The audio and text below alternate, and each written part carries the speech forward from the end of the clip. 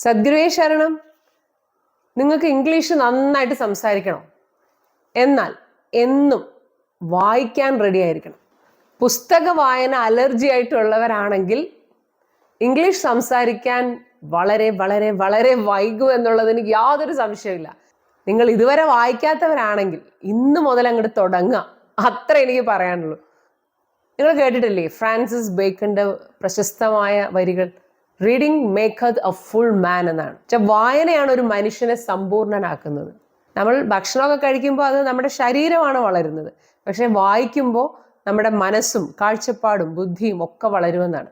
When you are reading, you are actually creating a bank account for you. അപ്പോൾ ആ bank അക്കൗണ്ടിൽ ഒരുപാട് വാക്കുകളും ഫ്രേസസും സെന്റൻസുകളും ഒക്കെ നമ്മൾ അറിയാതെ ഇങ്ങനെ ഡെപ്പോസിറ്റ് ആയിക്കൊണ്ടിരിക്കും. അവസാനം പലിശയും കൂട്ടുപലിശയും ഒക്കെ ആയിട്ട് ചെന്ന് വിത്ഡ്രോ ചെയ്യാൻ തുടങ്ങുമ്പോഴാണ് നമ്മൾ അറിയാൻ പോകുന്നത് നമുക്ക് ഇത്രയും നമുക്ക് ബാങ്ക് അക്കൗണ്ട് ഉണ്ടായിരുന്നത്. ഞാൻ എല്ലാ ടൈപ്പ് ഓഫ് ബുക്സും വായിക്കും കേട്ടോ. പക്ഷെ ഇപ്പൊ ഞാൻ വായിക്കുന്നത് ഓഷോയുടെ Vedanta the first star in the evening എന്ന് പറഞ്ഞിട്ടുള്ള ഈ ഒരു ചെറിയൊരു ബുക്കാണ്. ഇത് ഞാൻ ജസ്റ്റ് വായിച്ച് തുടങ്ങിയിട്ടേ ഉള്ളൂ.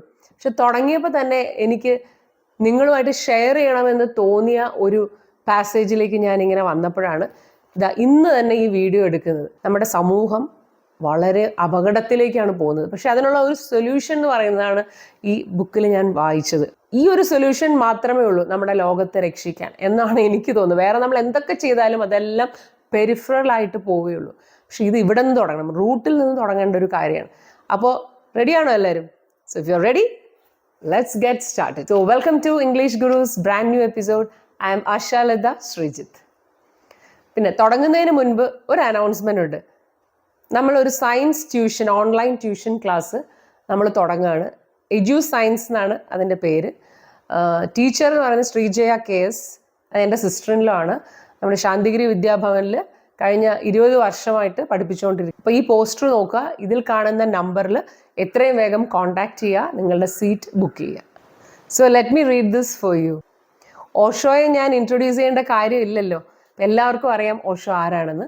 അപ്പം അദ്ദേഹം പറയുന്നത് നമ്മളിപ്പോൾ മാത്സോ സയൻസോ ഏത് സബ്ജക്റ്റോ അല്ലെങ്കിൽ മ്യൂസിക്കോ എന്താണെങ്കിലും നമ്മൾ പഠിക്കണം, ആരെങ്കിലും പഠിപ്പിക്കണം. അപ്പോൾ അദ്ദേഹം പറയുന്നത് സ്നേഹവും അതുപോലെയുള്ള ഒരു ആർട്ടാണ്, അതും പഠിപ്പിക്കണം. ഇന്ന് കുട്ടികളെ ഈ ഒരു ആർട്ട് നമ്മൾ പഠിപ്പിക്കുന്നില്ല, അതിൻ്റെ ഒരു പ്രശ്നങ്ങളാണ് ഇന്ന് ഈ ലോകത്തിൽ കാണുന്നതെന്നാണ് അദ്ദേഹം പറയുന്നത്. നിങ്ങളത് കേട്ടിട്ട് നിങ്ങളുടെ അഭിപ്രായം ഒന്ന് കമൻറ്റ് ചെയ്യണം കേട്ടോ. അപ്പം ഞാനത് വായിക്കാം.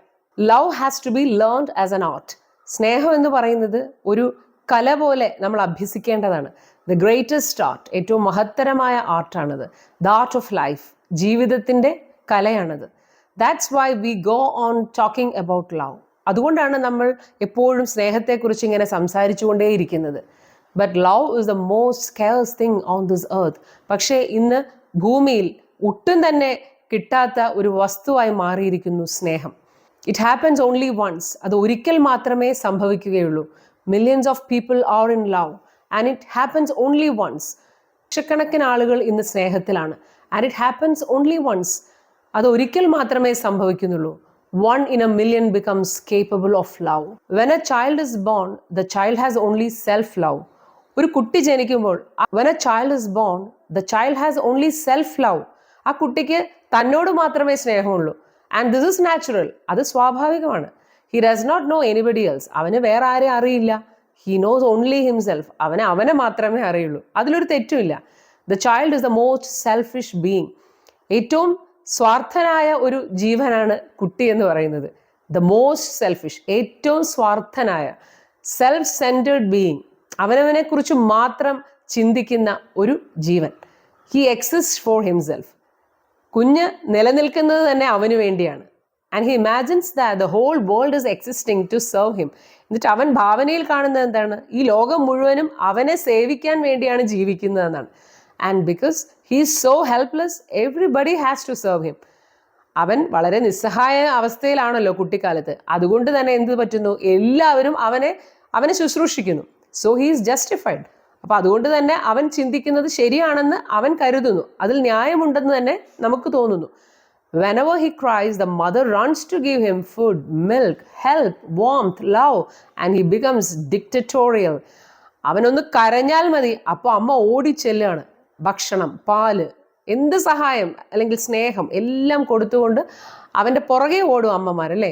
and he becomes dictatorial. അങ്ങനെ അവൻ ഒരു ഏകാധിപതിയെ പോലെ ആവുകയാണ്. Every child becomes dictatorial and he knows that everybody follows. അങ്ങനെ ഓരോ കുട്ടിയും ഇതുപോലെയുള്ള ഏകാധിപതികളാവുകയാണ്. അവനറിയാം എല്ലാവരും അവൻ്റെ പുറകെ വന്നോളൂ എന്ന്. Whatsoever his desire, അവൻ്റെ ആഗ്രഹങ്ങൾ എന്ത് തന്നെ ആയാലും it has to be fulfilled immediately. അത് അപ്പം തന്നെ പൂർത്തീകരിക്കണം. Otherwise he goes mad. അല്ലെങ്കിൽ അവന് വട്ടാവും. കണ്ടിട്ടില്ലേ പിള്ളേരെല്ലാം കീറി വിളിച്ച് അമ്മമാരെ ശരിയാക്കുന്നത് കണ്ടിട്ടില്ലേ? He is so helpless. അവൻ വളരെ നിസ്സഹായനാണ്. And nothing can be done. ഒന്നും ചെയ്യാൻ പറ്റില്ല. We have to serve him. നമ്മൾ അവനെ ശുശ്രൂഷിച്ചേ പറ്റൂ. His ego becomes strengthened. അങ്ങനെ അവൻ്റെ ഈഗോ, താനെന്ന ഭാവം അങ്ങനെ ശക്തിപ്പെടുന്നു.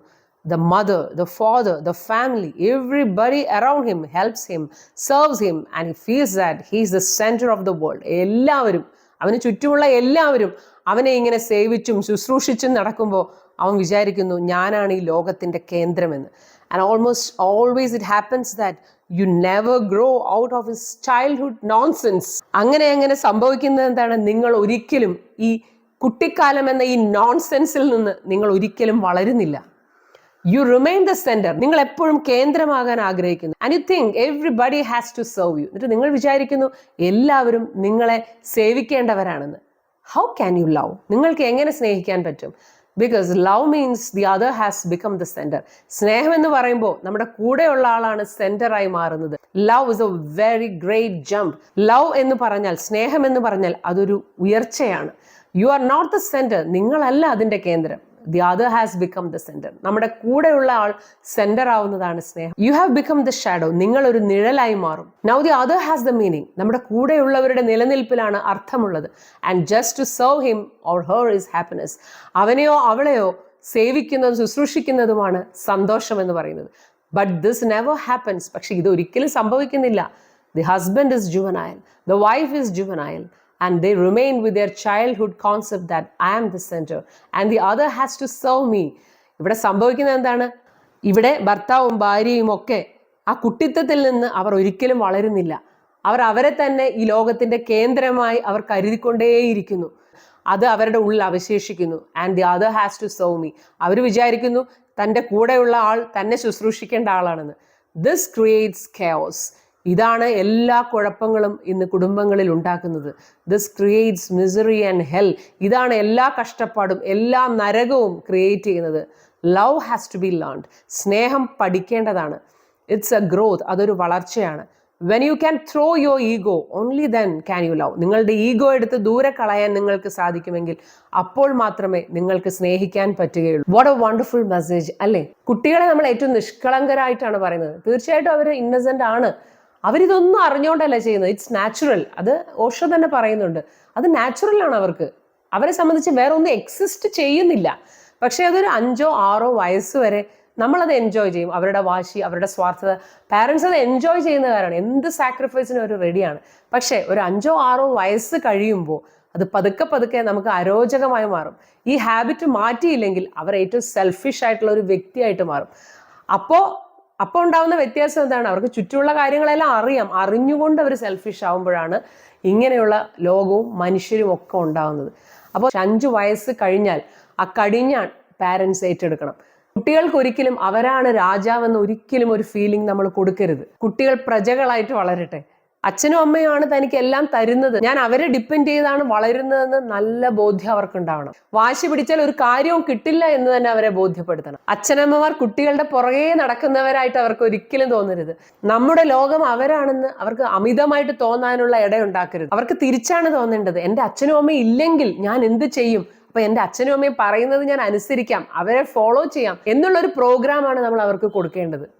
അവർ നല്ലൊരു വ്യക്തിയാകുന്നതിന് വേണ്ടി, സ്നേഹവും സഹിഷ്ണുതയും ഒക്കെയുള്ള നല്ല പൗരന്മാരായി മാറുന്നതിന് വേണ്ടി നമ്മൾ ഒരു ട്രെയിനിങ്, അതാണ് ആ കുട്ടിക്കാലത്ത് കൊടുക്കേണ്ട ആ ട്രെയിനിങ്. അതിനെക്കുറിച്ചാണ് ഇവിടെ ഓഷോ പറഞ്ഞത്. അങ്ങനെ ഓരോ വീട്ടിലും ഇങ്ങനെ ചിന്തിക്കുകയാണെങ്കിൽ നല്ലൊരു സൊസൈറ്റിയാണ് നമ്മളെ കാത്തിരിക്കാൻ പോകുന്നത്. യങ് പാരൻസിന് ഇതെല്ലാം പറഞ്ഞു കൊടുക്കുക, ഇത് കേൾക്കുന്നവർ. അപ്പോൾ ഇംഗ്ലീഷ് പഠിക്കുന്നത് പോലെ സ്നേഹവും പഠിക്കണം, അതും പ്രാക്ടീസ് ചെയ്യണമെന്ന് എല്ലാവർക്കും മനസ്സിലായില്ലേ? അപ്പോൾ ഈ വീഡിയോ ഇഷ്ടപ്പെട്ടാൽ ലൈക്ക് ചെയ്യുക, ഷെയർ ചെയ്യുക, നിങ്ങളുടെ വാല്യുബിൾ ആയിട്ടുള്ള കമൻസ് എഴുതിയിടുക. Okay, so see you in the next video. Until then, you take care. Sadguru Esha.